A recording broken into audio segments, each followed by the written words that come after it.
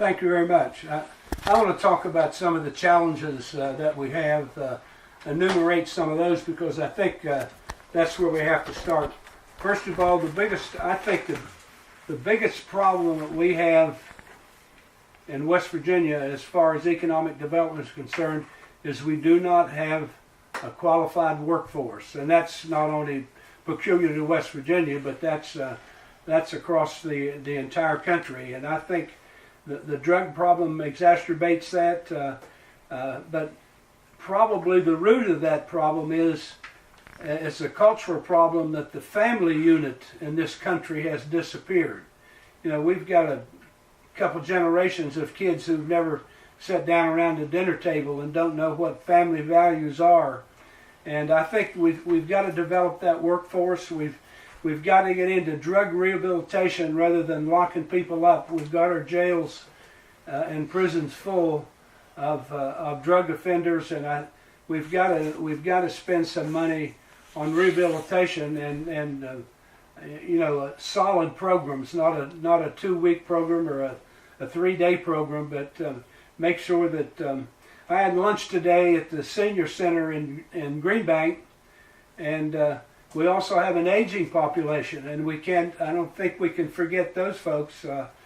The services that senior services provide are very, very important. I just observed today, I got there a little bit early and they were playing bingo, that those kind of activities are maybe the only contact that a lot of those people outside of the home that those people have in a day, and all the meals that are delivered. So I think senior services, we have to continue to make sure that they're funded.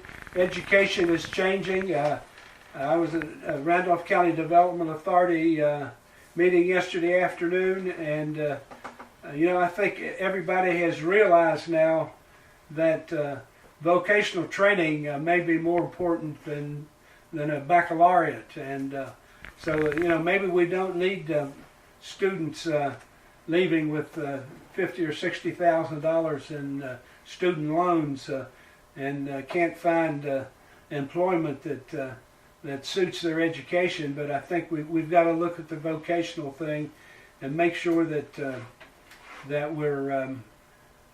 we make good changes there. The tourism thing I've already talked about. I think that's our biggest, most important opportunity, particularly in this district with Snowshoe and Derby River Valley Railroad and the National Forest and all. I think the stage is set for us to be successful there if we make the right decisions. That is time, Mr. Hartman. Thank you, sir. Mr. Eisner? I've sat here and I've written down, things that I wanted to go back and cover. I was told this was time we could use for a little bit of rebuttal about what some of the other candidates had to say, and I could do that all day long. But I think we all know what major problems are in our state. I think we all know what major challenges are. We haven't, scratched the surface on all of them, but we've certainly covered a lot of the biggest ones, and some of the biggest ones that relate to Randolph and Pocahontas County. We talked about infrastructure, tourism. We talked about what do we tax and where do we spend that money. And those are all a matter of priorities and what each individual person up here's vision is for the future and how to solve those problems. And we've all had, several minutes to answer questions on all of those topics. But as I close and I think about, all of these issues, I'll just say this. Some of the times you have to take a step back and you have to look at not what the ideas are and the issues are. You have to look at the kind of person that you're voting for, the kind of work ethic they're going to bring to the job, and what their level of passion is for what they're doing. I'm the first person in my family to ever go to college.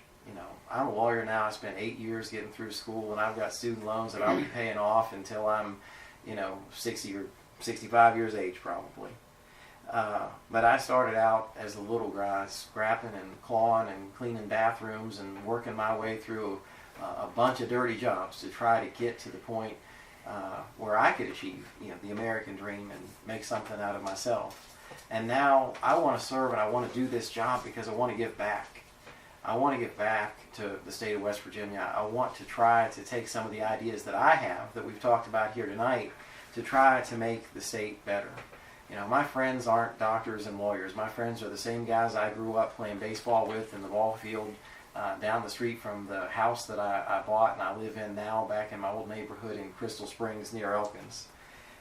Most of my buddies, work at flooring plant or the regional jail or something of that nature. Because I'm just a regular guy that's worked very hard, and not everybody sees that sometimes. But I really promise you, if you give me the opportunity to move back, I won't just to have another opportunity to serve. I won't just make the decisions that are popular.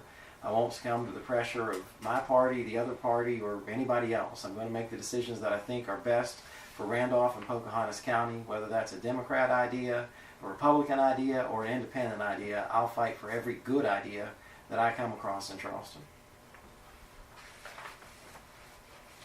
Thank you, Mr. Eisner. Mr. Thompson. In summation, I'm also a first-generation college graduate. It's interesting too and funny that Mr. Eisner also mentioned Sirianni's, because I actually worked there my first 2 years of teaching because I couldn't make it on my salary. I've always had a second job. I've also worked at Dollar Tree after school.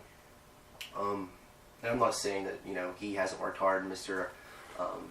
Hartman haven't worked hard, and we're all here because we all care and we're passionate about. We want change, and we want the best for our state. I've given 110% in everything I do. I've worked a second job, I've taught full time, and I've finished a master's degree all at the same time. I give 100%. I make difficult decisions each and every day at school. When I have students who are facing extenuating circumstances, I have to make decisions. We as a staff have to make decisions that are very important to the well-being of our students in school.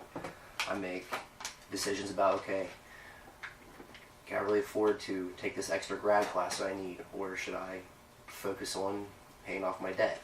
I have to make difficult decisions. The same decisions we have to make as a state, and as a legislator, I'll look at that. Should we work on paying this off, or should we work on adding to this, or should we work on something else? I know how to make difficult decisions.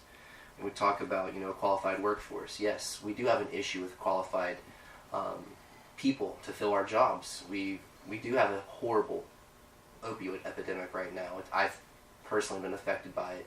Every family, I think, or everyone knows somebody who has been personally affected by it, a friend or relative. I lost a cousin, actually.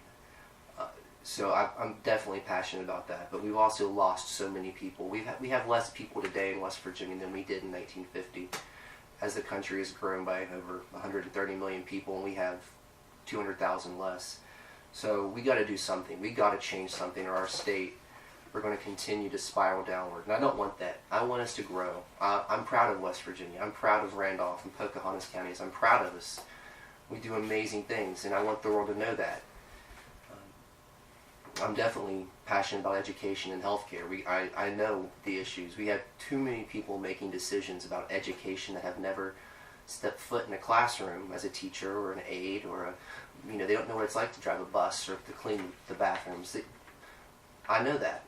I know exactly what we're going through and what we need to change.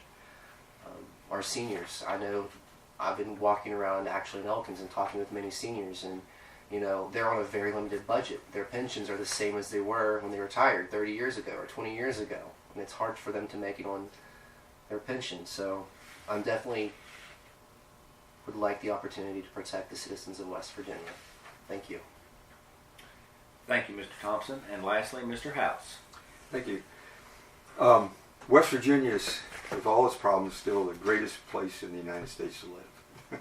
we have our problems, we have our issues, but and there's folks moving here from other states all the time. It's a great place to live. I would like to have the opportunity as a true conservative Christian candidate to serve our state. It's those values that I would take to Charleston: God and country, faith and family. That's what I would take to Charleston. That's what's going to fix the issues we have, which are many. I have an article here from the Intermountain, Wednesday, April 4th. Here's a gentleman who was 60 years old, had battled addictions his whole life, and he'd been in and out of many treatment programs. Says he then asked for God's help. That was the point at which he began to improve his life, and after having given his heart and life to the Lord, he was able to overcome the addiction he had. We have to return. We've got to quit being afraid of God in our schools, in our families, in our community, in our government. We've got to be able to. We need to understand what made this nation great. We've got to return to those principles that made it great. I'm a pro-life, pro-Second Amendment. Smaller government accountability. That's all these things are very important. But we meet these needs by applying the principles of God's Word to those issues. Intervention, Suboxone and methadone and the treatment that's taking place now is not working. We can meet those needs by partnering with the faith community, the school system.